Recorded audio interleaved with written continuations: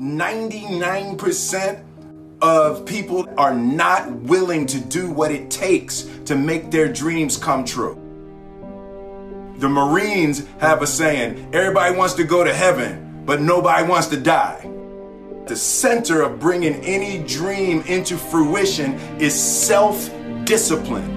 You know, something as simple as food and eating. It's not about your body as much as it is about your mind. It's getting command of your mind to be able to choose actions that are in your own best interest.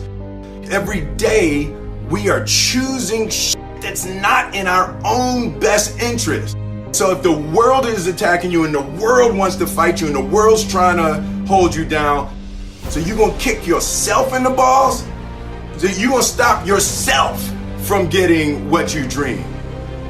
And I think the word discipline has kind of gotten a bad name. We think about it in terms of punishment. I'm not talking about discipline in that way. I'm talking about discipline in the sense that you forego immediate pleasure for the exchange of long-term self-respect.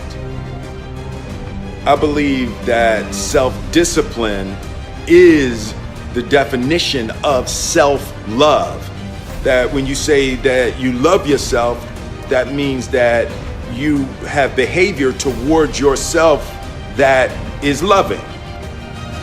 Self-discipline is the center of all material success. You cannot win the war against the world if you can't win the war against your own mind.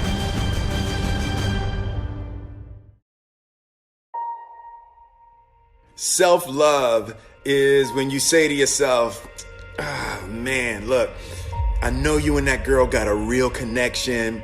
I know y'all vibe, but that's your girl's cousin.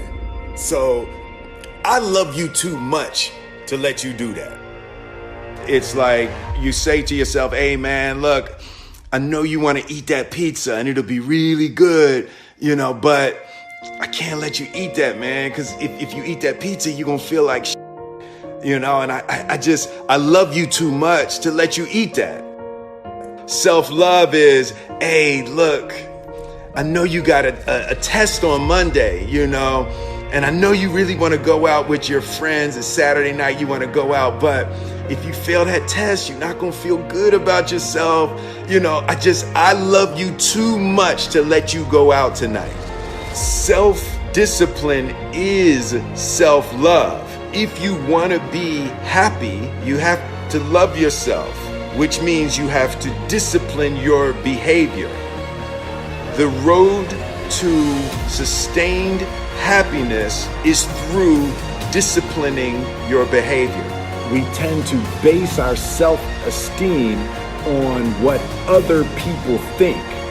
And that's not really self-esteem. Self-esteem is supposed to be how we feel about ourselves. And I was just saying how dangerous it is to allow other people to determine how you're going to feel about you. And it's kind of like looking into a broken mirror. You're going to look in a broken mirror and then change your face to try to look good in this defiled, busted, broken mirror. And it just, other people's opinions is a really way to determine how we feel about ourselves.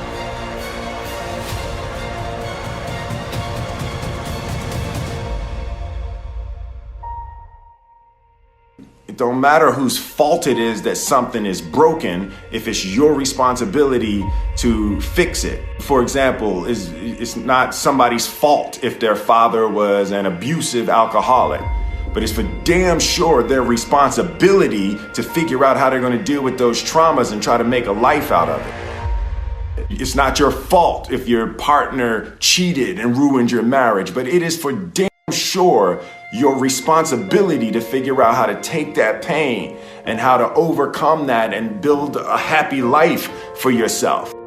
Fault and responsibility do not go together. It sucks, but they don't. When something is somebody's fault, We want them to suffer. We want them punished. We want them to pay. And we want it to be their responsibility to fix it. But that's not how it works, especially when it's your heart. Your heart, your life, your happiness is your responsibility and your responsibility alone. As long as we're pointing the finger and stuck in whose fault something is, we're jammed and trapped into victim mode. When you're in victim mode, you are stuck in suffering. The road to power is in taking responsibility.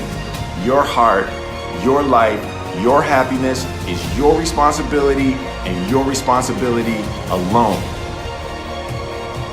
You can make a person smile, you can make a person feel good, you can make a person laugh, but whether or not a person is happy is deeply and totally and utterly out of your control. The prerequisite for spending time with any person is that they nourish and inspire you. They feed your flame. Look at your last 5 text messages. Are those people feeding your flames or dousing your fire? Put your phone down for just a second and look around. Look to the people around you. Are those people throwing logs on your fire or are they pissing on it?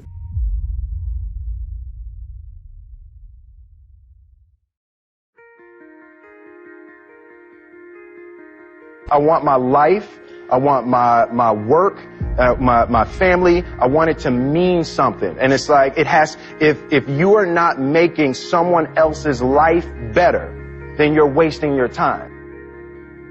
The separation of talent and skill is one of the greatest misunderstood concepts for people who are trying to excel, who have dreams, that want to do things. Talent you have naturally. Skill is only developed by hours and hours and hours of beating on your craft. You don't try to build a wall. You don't set out to build a wall. You don't say, I'm going to build the biggest, baddest, greatest wall that's ever been built. You don't start there. You say, I'm going to lay this brick as perfectly as a brick can be laid.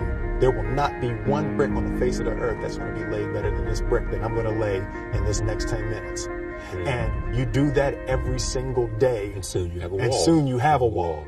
And I think psychologically, the advantage that gives me over a lot of people that I have been in competition with in different situations is it's difficult to take the first step when you look how big the task is.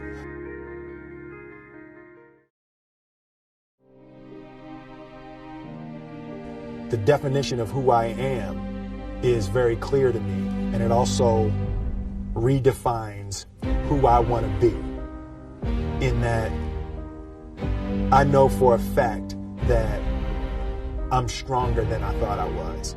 You know, you can't help but ask yourself the question, what would I do if I was in Muhammad Ali's shoes? I'm motivated by fear. I hate being scared to do something. And I think what developed in my early days was the attitude that I started attacking things that I was scared of. Why were you scared in your bed the night before? What do you need that fear for? Just don't go. Why are you scared in your bed 16 hours before you jump? Why are you scared in the car? Why could you not enjoy breakfast? Fear of what? You're nowhere even near the airplane. Everything up to the stepping out, there's actually no reason to be scared. It only just ruins your day. You don't have to jump. And then in that moment, all of a sudden, where you should be terrified is the most blissful experience of your life. And God placed the best things in life on the other side of terror.